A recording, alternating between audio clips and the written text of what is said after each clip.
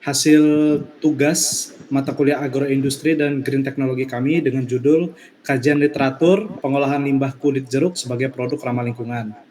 Di sini saya, Muhammad Zaki Firmansyah, akan ikut menjelaskan bersama teman-teman saya, yaitu Rena Kiki Gloria Pangaribuan, Firdaus,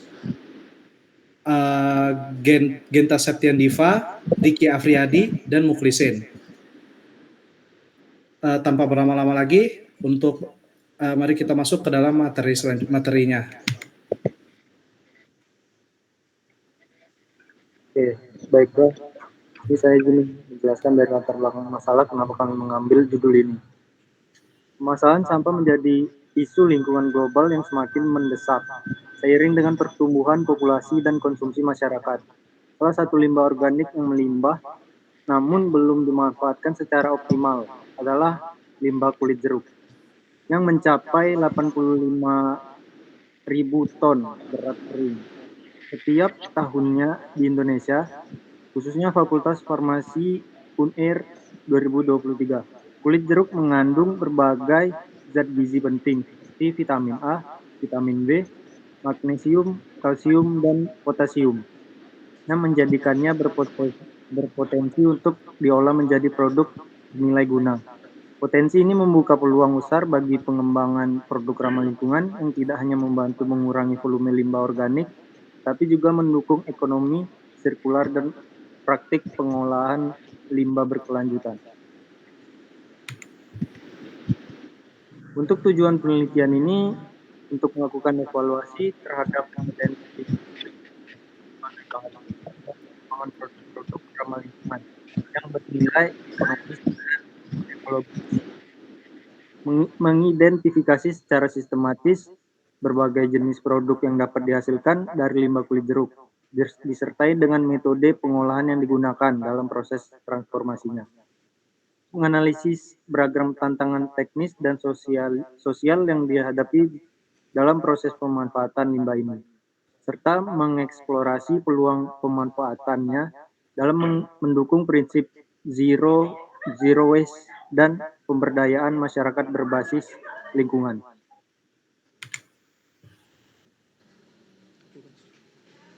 Baiklah, selanjutnya metode penelitian. Penelitian ini menggunakan metode kajian literatur yang dimana pada proyek ini telah dilakukan secara mendalam terkait untuk 10 artikel yang relevan yang dicari dari Google. Kajian tersebut itu bersifat deskriptif dengan tujuan untuk menggambarkan pendekatan dan hasil-hasil yang telah dilakukan dalam pemanfaatan limbah kulit jeruk. Fokus utama dari kajian ini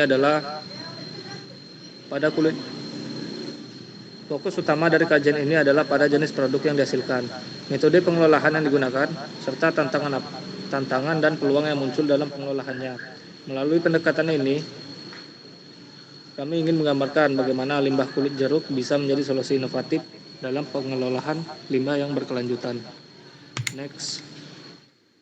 Berikut ini adalah tabel penelitian sebelumnya atau yang terdahulu. Itu ada 10 jenis jurnal dengan fokus penelitiannya bermacam-macam. Yang pertama, pupuk organik dari limbah kulit jeruk. Yang kedua, pangan fungsional dari kulit jeruk lokal. Kemudian dan seterusnya. Next. Baik, selanjutnya itu ada ragam produk ramah lingkungan dari limbah kulit jeruk. Yang pertama itu ada minyak atsiri. Dalam limbah kulit jeruk nipis itu jeruk peras itu mengandung minyak atsiri. Lalu ada ekoenzim. Ekoenzim pada kulit jeruk merupakan salah satu limbah rumah tangga yang melimpah dan berpotensi besar untuk diubah menjadi ekoenzim. Lalu pada pewarna alami tekstil, kulit jeruk itu mengandung nutrisi dan pigmen alami yang dapat dimanfaatkan sebagai pewarna alami. Dan yang terakhir itu ada green cosmetic atau lulur tradisional alternatif. Kulit jeruk nipis memiliki potensi besar untuk dimanfaatkan dalam pembuatan lulur tradisional. Selanjutnya akan dijelaskan oleh Rena. Untuk bagian dari pangan fungsional, limbah kulit jeruk itu memiliki potensi besar sebagai sumber pangan karena kaya akan senyawa bioaktif seperti fenolik, flavonoid, antioksidan, dan serat pangan. Nah, sehingga dengan memiliki kandungan terpenol dan aktivitas antioksida yang menjanjikan meskipun bervariasi antara varietas dan dipengaruhi oleh jenis pelarut serta lama ekstraksi, senyawa fitokimia dalam kulit jeruk itu terbukti memiliki sifat yang biologis sehingga bermanfaat bagi tubuh manusia. Kemudian ada minyak atsiri. Nah, pemanfaatan limbah kulit jeruk melalui konsep zero waste dengan mengubahnya menjadi minyak atsiri dan produk turunannya itu seperti anti nyamuk dan lilin aromaterapi itu sangat efektif dan berkelanjutan sehingga dengan pemanfaatan limbah kulit jeruk peras menjadi minyak atsiri ini merupakan solusi yang berkelanjutan dengan pendekatan zero waste. Nah, kemudian ada sumber energi terbarukan. Kulit jeruk itu merupakan limbah yang dapat kita manfaatkan melalui teknologi MFC atau microbial fuel cell yang dimana untuk menghasilkan bioelektrik. Nah, proses ini tidak hanya mengkonversi energi kimia dari limbah menjadi listrik, tetapi juga secara efektif dia mendegradasi material organik dan mengurangi polutan lingkungan seperti COD, BOD, dan TAN. Nah, kandungan asam dalam kulit buah jeruk ini berfungsi sebagai elektrolit dalam sistem baterai sederhana sehingga mampu menghasilkan energi listrik. Kemudian penjelasan selanjutnya adalah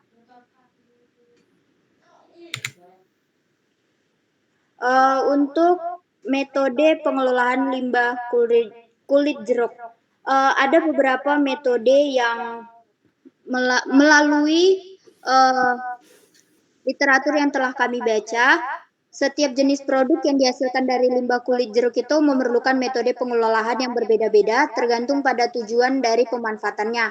Misalnya itu untuk menghasilkan pupuk organik. Dalam untuk metode untuk menghasilkan pupuk organik itu digunakan metode teknik fermentasi anaerob yang dimana itu dapat diterapkan secara sederhana oleh masyarakat desa. Sementara itu, untuk pangan fungsional dibutuhkan proses pengeringan dan ekstraksi senyawa kimia. Selanjutnya akan dijelaskan oleh Firdaus.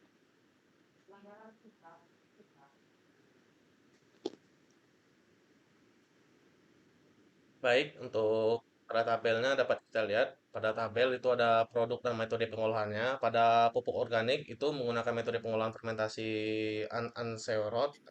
Lalu pada pangan fungsional itu menggunakan metode pengeringan pengepungan dan ekstraksi senyawa aktif. Lalu pada green cosmetic atau lulur tradisional itu menggunakan metode pengeringan alami dan pencampuran manual. Dan pada lilin aromaterapi itu diolah dengan cara disitilasi uap dan pencampuran parafin. Lalu pewarna alami tekstil itu caranya perebusan dan teknik eco printing. Dari energi terbarukan itu metodenya yaitu anaerobik digestion, pyrolysis, fermentasi bioetanol, dan minyak siri itu distilasi uap, dan yang terakhir ekoenzim fermentasi tertutup kurang lebih 90 hari dengan gula merah dan air.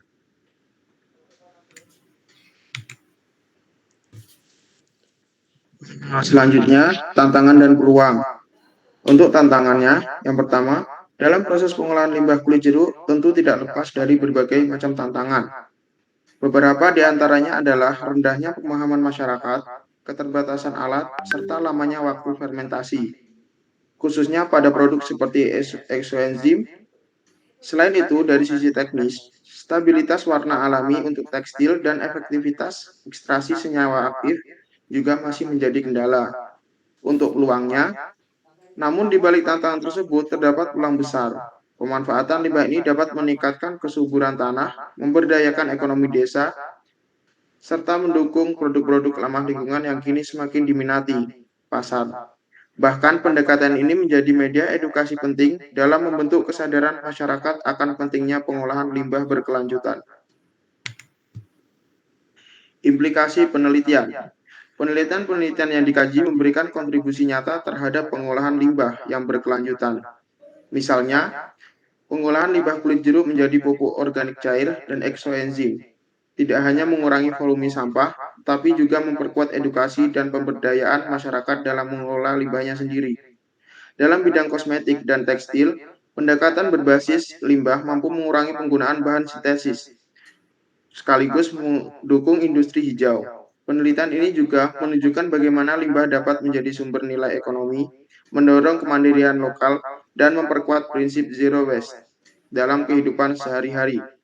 Secara keseluruhan, kajian ini memperlihatkan bahwa pengelolaan limbah kulit jeruk bisa menjadi bagian penting dari transformasi menuju masyarakat yang lebih berkelanjutan dan sadar lingkungan. Oke, baiklah.